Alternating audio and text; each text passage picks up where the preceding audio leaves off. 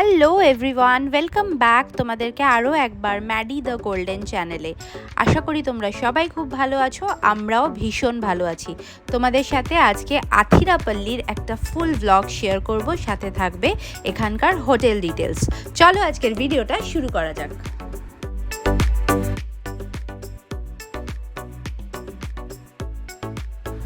আথিরাপল্লি কেরালার one of the biggest waterfalls.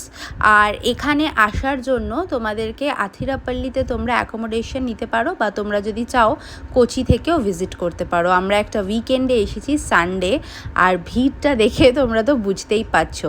Entrance ফিজ হচ্ছে 50 rupees. 50 রুপিসের ticket কাটলে তোমরা এখানে এন্ট্রি করতে পারবে। আর এবার দেখো আমার এক্সপ্রেশন।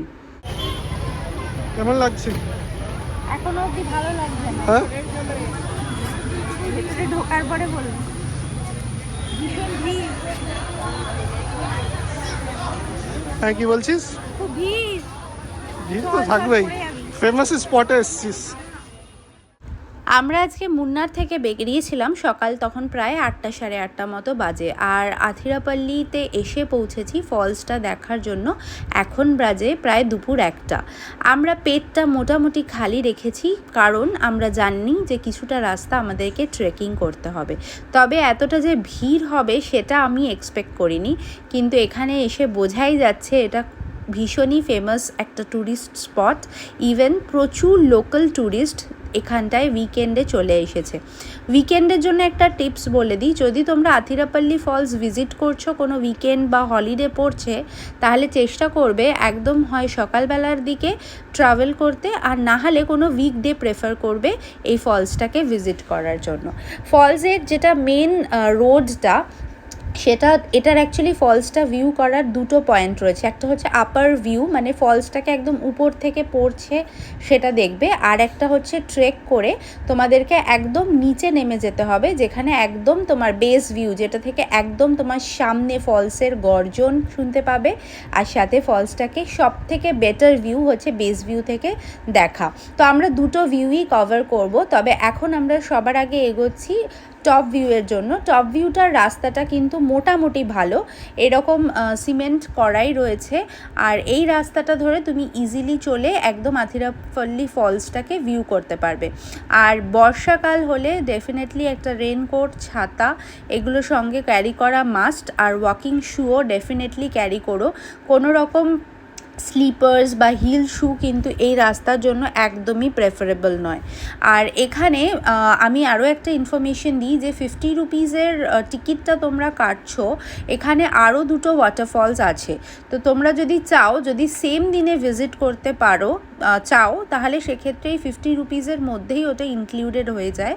কিন্তু যদি সেটা না পারো, তাহলে নেক্সট ডে যদি দেখো, যেটা আমরা করব, পরের দিন বাকি দুটো ফলস দেখব, তো সেটার জন্য আমরা আলাদা করে আবার টিকিট কেটে নেব 50 রুপিস দিয়ে। আর দূরে দেখতে পাচ্ছ অলরেডি ফলসটা দেখাই যাচ্ছে। আমরা আরও নিচে নামবো যতটা কাছাকাছি যাওয়া যায়। আর এই রাস্তাটা দিয়ে আমরা এখন এগিয়ে প্রায় কাছাকাছি চলে এসছি। আর এখান থেকে দেখো ফলসের, মানে আমরা তো আওয়াজটাও, গর্জনটাও শুনতে পাচ্ছি, আর সাথে এরকম সুন্দর একটা ভিউ। আথিরাপল্লি ফলস কেরালার থ্রিসুর ডিস্ট্রিক্টে সিচুয়েটেড। আর এই যে রিভারটা তোমরা আমার ব্যাকড্রপে দেখতে পাচ্ছ, এটা হচ্ছে চালাকুডি রিভার। আর রিভারটাই এখানে এই ওয়াটারফলসটাকে ক্রিয়েট করেছে। তো অসম্ভব জলের স্পিড, যেহেতু এটা মনসুন, তাই জন্য আরও বেটারভাবে আমরা তোমাদেরকে এই ফলসটা দেখাতে পারছি।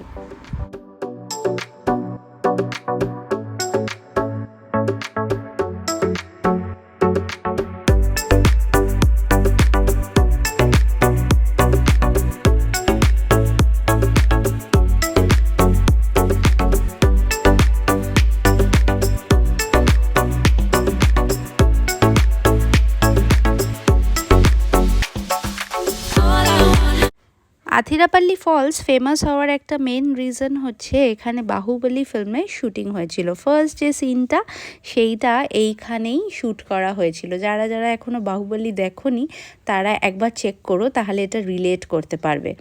আর এখানে কিন্তু আরও দুটো ওয়াটারফলস আছে, যেটা হচ্ছে ভাজাচল ফলস আর ছারপা ফলস। তো এই দুটো আমরা কালকে ভিজিট করব, কারণ আজকে আর টাইম হবে না। আথিরাপল্লী ভিজিট করার জন্য আইডিয়াল সময় হয় যদি তোমরা সামারে আসো, সেক্ষেত্রে কিন্তু এই টাইমে তোমাদের রোদ থাকবে অনেকটাই, তো তার জন্য বেস্ট টাইম হচ্ছে একদম সকাল সকাল। এটা 8টা থেকে ওপেন হয়ে যায় ফলসটা, টিকিট কাউন্টার।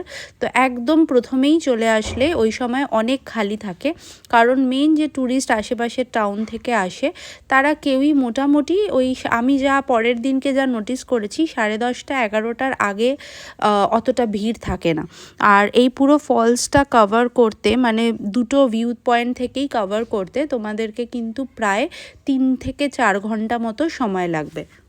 তবে কেরালাতে আসলে যদি তোমরা কেরালার কোচি মানে নর্থ কেরালাটা ভিজিট করছো, আমি কিন্তু ডেফিনেটলি মাস্ট রেকমেন্ডেশনে থাকবে হচ্ছে আথিরাপল্লী ওয়াটারফলস। আর আথিরাপল্লী এখানে তোমরা স্টেও করতে পারো, বা তোমরা কাছাকাছি কোচিতে স্টে করে এটা ডে ট্রিপও করতে পারো, বা আমরা যেরকম মুন্নারে স্টে করে এখানে এসেছি ট্রিপ করে কোচিতে চলে যেতে পারো, কোচিতে গিয়েও থাকতে পারো। তবে আথিরাপল্লীতে থাকার কিছু প্লাস পয়েন্ট আছে, যেটা আমি তোমাদের সাথে নেক্সট ব্লগে শেয়ার করব। যখন আমি তোমাদের সাথে হোটেল ডিটেলসটা ইন ডিটেলসে শেয়ার করব, তোমরা বুঝতে পারবে এই লোকেশনে থাকাটা কেন এতটা ইম্পর্ট্যান্ট। অ্যাটলিস্ট 1 নাইটের জন্য হলেও এখানে অ্যাকোমোডেশনটা বুক করো, এটা তোমাদের জার্নিটাকেও অনেকটা স্মুথ করবে। আর এই রোডিংটা জাস্ট শোনো, আমরা গ্র্যাজুয়ালি নিচের দিকে নামছি, প্রায় 1.5-2 কিলোমিটার মতো একটা ট্রেক রয়েছে। আর রাস্তার কন্ডিশনটা তো দেখতেই পাচ্ছ, খুব একটা ভালো নয়, কিন্তু পুরোটাই এই ওয়াটারফলসটা আমাদেরকে মোটিভেট করছে পুরো এই ট্রেকটা করার জন্য। আমার একটুখানি নিতে সমস্যা আছে, আমার একটা অপারেশন হয়েছে বাট তাও আমি পুরো ট্রেকটা করেছি। আর যতটা ক্লোজ বাই যাওয়া যায় ওয়াটারফলসের আমি পুরোটা গেছি, বিকজ এটা একটা লাইফ টাইম ট্রিপ, আবার হয়তো এখানে আসা হবে না, তো তাই জন্য আমি এটা একদমই মিস করতে চাইনি। আর যদি তোমরা বয়স্ক না হও বা খুব ছোট বাচ্চা নেই, তাহলে এটা কিন্তু ডেফিনেটলি রেকমেন্ডেড। বাট ইয়েস, অনেকটা হাঁটা আছে, রাস্তাটা খুব একটা মসৃণ নয়, এবড়ো খেবড়ো রয়েছে, কবল স্ট্রিট। আর এটা পুরো সিমেন্ট করে দিতে পারে, রোডটা আর একটু বেটার করতে পারে, বাট কেন করেনি সেটা ঠিক জানি না। যেটা টপ ভিউ, ওইখানে রাস্তাটা স্টিল বেটার অনেকটা পর্যন্ত, তারপরে একটুখানি পেবল স্ট্রিট আছে, কিন্তু এখানে রাস্তাটা একদমই খুব একটা ভালো না। কিন্তু তাও তোমরা আস্তে আস্তে করে এটা চলে আসতে পারো। অনেক বয়স্ক মানুষরাও এই ট্রিপটা করেছে, পুরোটাই তোমাদের হেলথের ওপর। আর এই ধোঁয়াটা দেখো, মানে জলের যা স্পিড। আমরা গেছিলাম জুন মান্থে, মনসুন তখন জাস্ট স্টার্ট হয়েছে। জুলাইয়ে আই থিঙ্ক জুলাই অগাস্টে আরও এটা হাই পিকে থাকে। তবে হ্যাঁ, যে কোনো ওয়াটারফলস ভিজিট করারই কিন্তু সেফটি সিকিউরিটি মাথায় রেখেই করা ভালো। খুব বেশি কাছে বা খুব বেশি, এমনিও আথিরাপল্লীতে এটা পুরো ফরেস্ট ডিপার্টমেন্ট থেকে ওরা সব সময় মনিটর করছিল, 5টা অবধি ফলসটা খোলা থাকে, তারপরে বন্ধ হয়ে যায়। তো তাই জন্য ওরা এখানে কন্টিনিউয়াসলি মনিটরিংয়ের মধ্যেই রাখে। এখানে তো ডেফিনেটলি অ্যালাউ নয়, বাউন্ডারি করা আছে, হাই ফাইনস আছে, আর লাইফের প্রচুর রিস্ক। তো তাই জন্য এটা এই বাউন্ডারি অবধি তোমরা এটা ভিজিট করতে পারবে।